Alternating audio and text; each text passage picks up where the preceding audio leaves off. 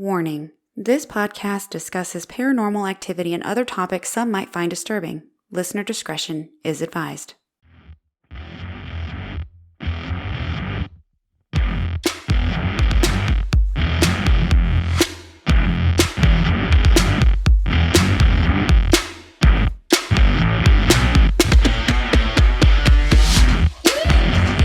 Hello, everybody.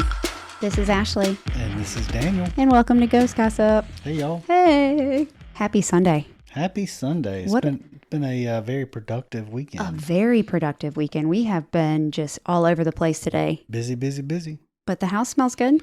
And the yard looks great. Oh, the yard looks fantastic. And some of the cabinets are organized, including the pantry. Oh, I know. You know when they say, have you seen those memes or there's reels that says when your wife starts rage cleaning and then all of a sudden everybody has to clean?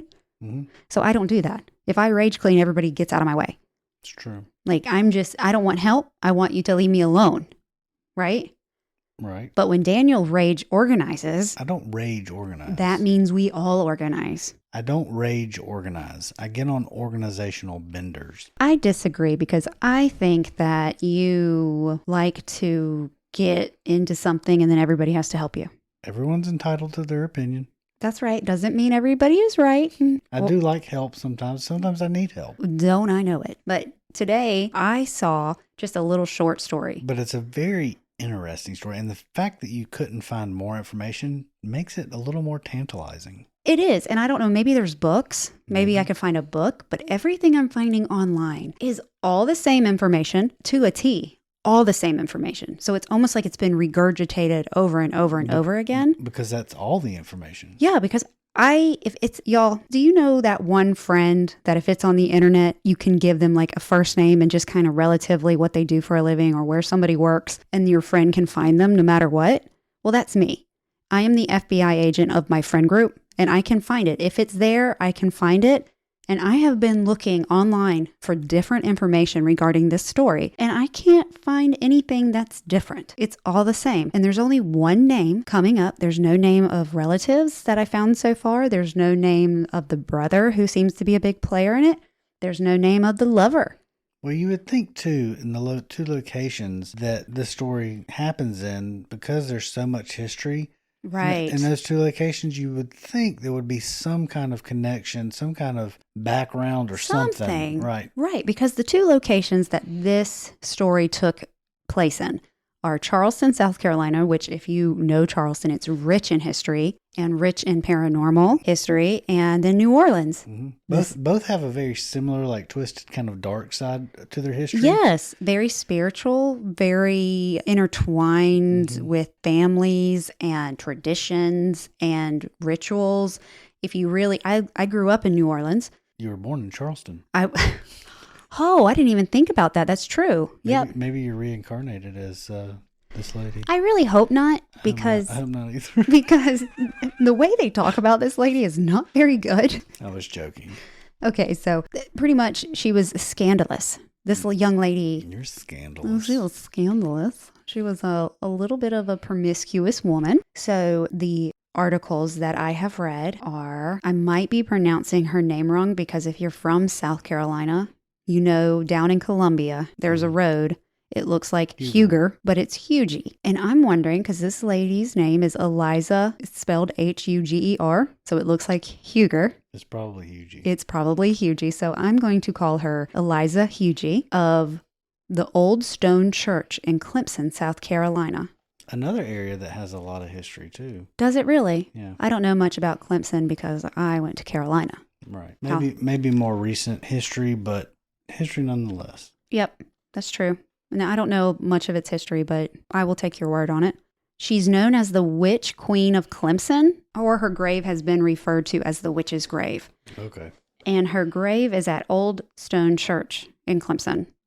We need to take a ride out there. We might have to. It's not too far from where we are, probably about an hour. Yeah. The story goes that Miss Eliza was, now there's some say that she was a powerful witch who was killed for her heresy. It looks like heresy. Heresy. Heresy? What's heresy?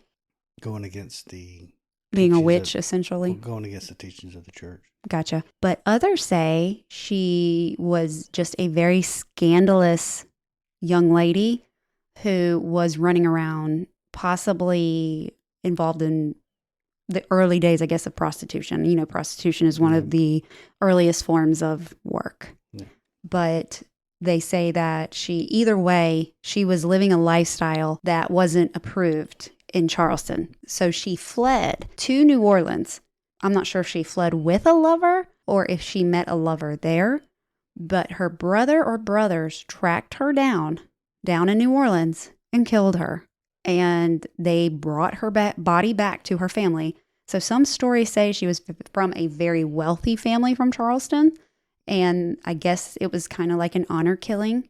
So they brought her body back, but they could not find anywhere in Charleston that would accept her body. Mm-hmm. And so the only church that would allow her body to be buried is the Old Stone Church. Which, if her family was a well-to-do family in Charleston, more than likely they would have suppressed the story.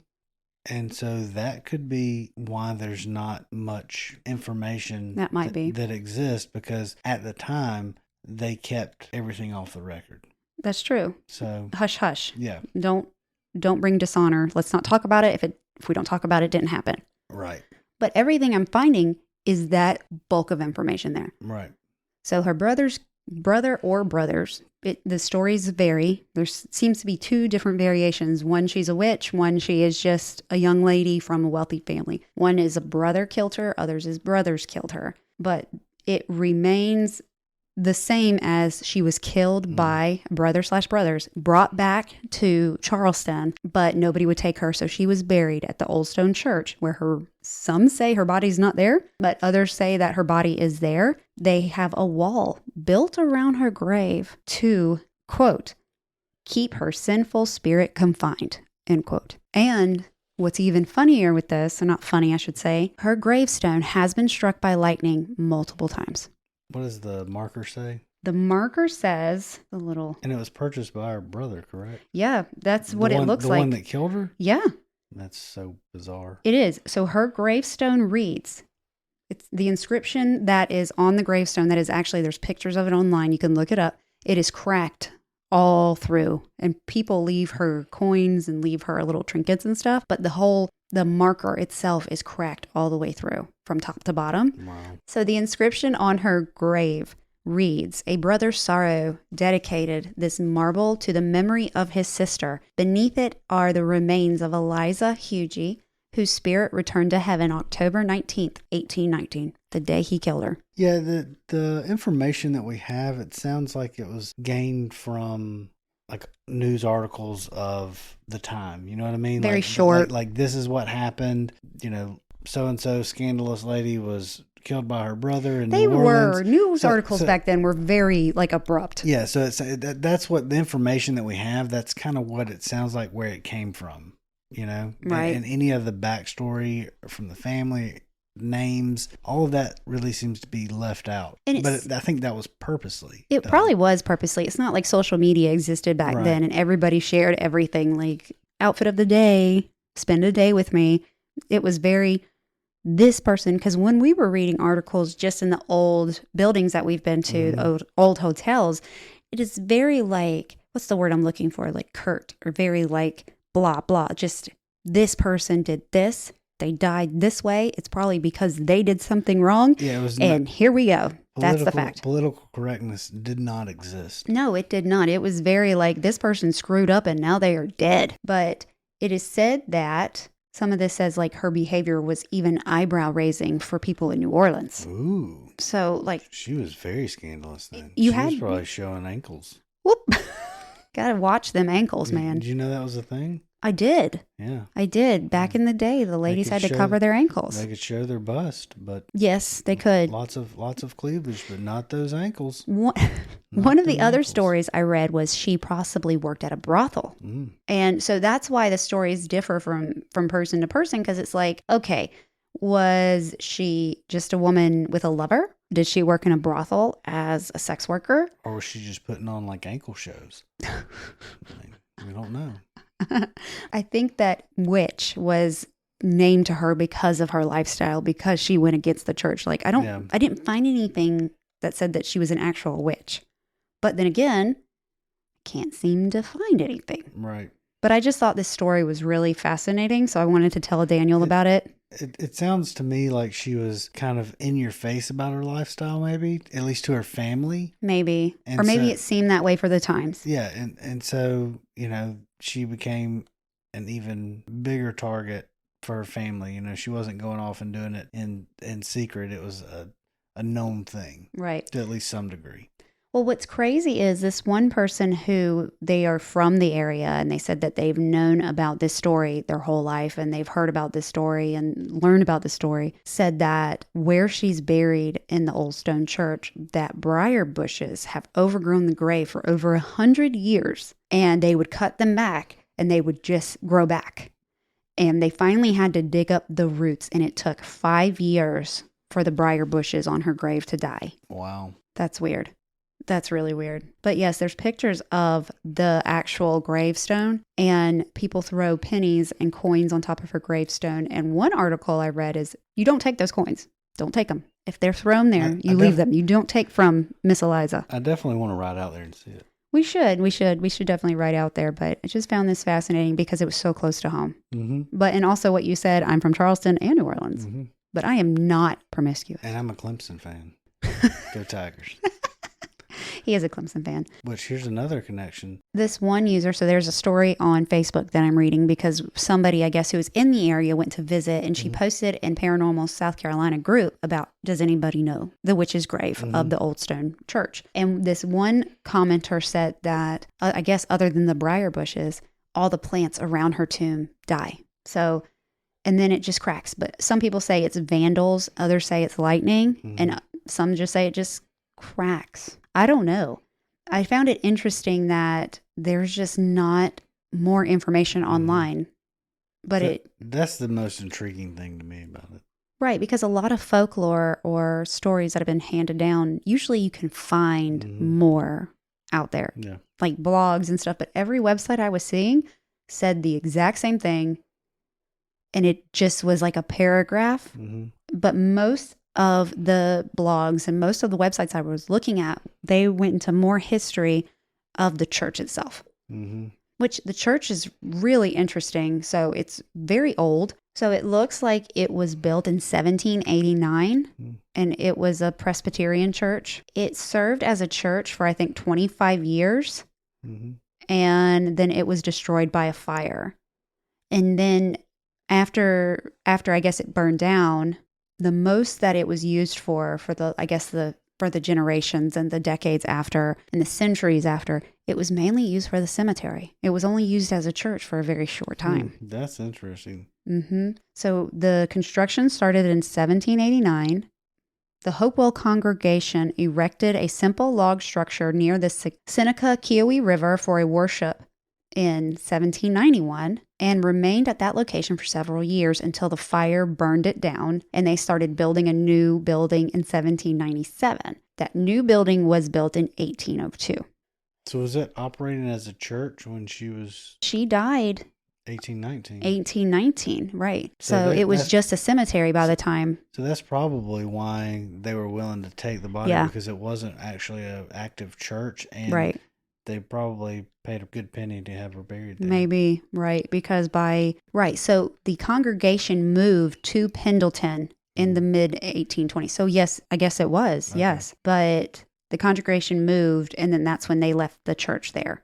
And that's when it became mainly used as a cemetery. Other people that are buried at the cemetery. Osanapa, a Cherokee, occupies on one of the oldest graves. Died circa 1794. In addition to a marker, piled stones identifies the grave. He is the only Native American buried here. His role in the South Carolina frontier remains undiscovered. General Andrew Pickens, an elder of the Old Stone Church, was an Indian fighter and a noted militia leader during the Revolutionary War. He was promoted to the rank of brigadier general for his role in the Battle of Cowpens. Okay. So how about that? That's who Pickens County is named after. Really? Yeah, General Andrew Pickens. Colonel Robert Anderson, who served under Andrew Pickens during the Revolution, was a brigadier general of the state militia following the war and was a member of the legislature and lieutenant governor of South Carolina. He held many other public appointments and served as the elder at the Old Stone Church. Anderson District, now county, was named for him. So Anderson was named for him.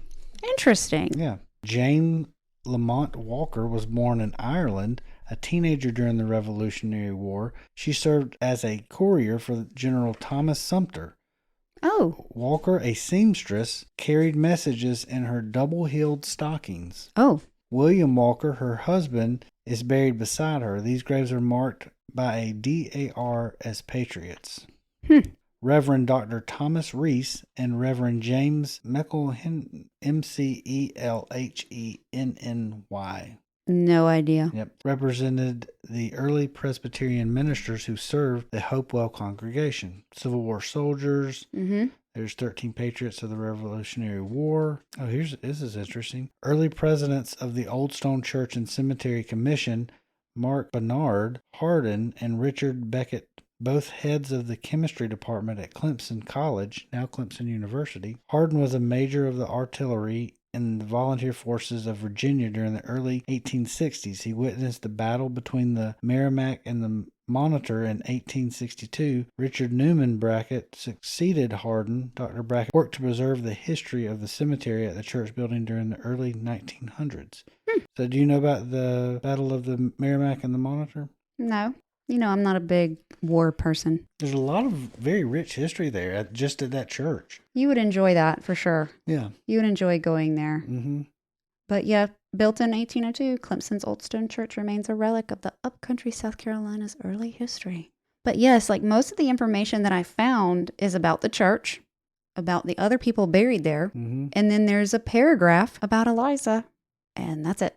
Yeah, very, very interesting circumstances, story, and I guess surrounding the church especially, but just a very, very interesting, intriguing story, I guess is the best way to put it for me. It is intriguing, and that's what it caught my attention, because it was like, oh, what is this? Because I've never heard that before. You know, usually when you're from an area... Yeah, I've lived here my whole life and never heard that. Never heard of it. I lived in Charleston and never heard it. Yeah, because usually there's something, like you go and you're like, oh yeah, I've heard of rumors of that, or I've heard of that story, or, you know, people talk and they just kind of tell folklore. Folklore's passed down by the word of mouth, correct? Right. So usually you hear those things, but yeah, I've never heard of this, and it's funny that she was labeled a witch, but she wasn't actually, there was no proof that I've seen that she actually practiced witchcraft. She just did not live. She did not conform to societal standards at the time. Right. Which, I mean, she probably wouldn't abide by the cultural norms of our time either. Probably not. But yes, I know it's not much, but that is the story of Eliza Hugie, the witch of the old cemetery, which is really, she wasn't a witch. From what I see. But it's just weird that nothing grows around her grave. Everything dies except a briar bush. Yeah. And it's been struck by lightning multiple times. Very, very interesting. It's very interesting. Very interesting. And what really stood out to me was the inscription. Dedicated. By the brother who killed her. By the brother who killed her. Like, come on. Come on. Like, yo... I'm just going to say, if somebody kills me, just let the people that didn't kill me take care of me. Yeah. I don't want to be taken care of by the person that killed me. Yeah, exactly. I mean, is that too much to ask? Just don't defile me even more by putting an insulting inscription on my grave. Yeah. Let me rest in peace. But interesting. We definitely need to plan a trip out there. For sure. Maybe we'll do an updated episode one day. Yeah. But anyway, thank you for listening. We know it's a little different and kind of quick, but thank you for listening anyway. Bye. Thank y'all for listening, and till next time. They'll see you later.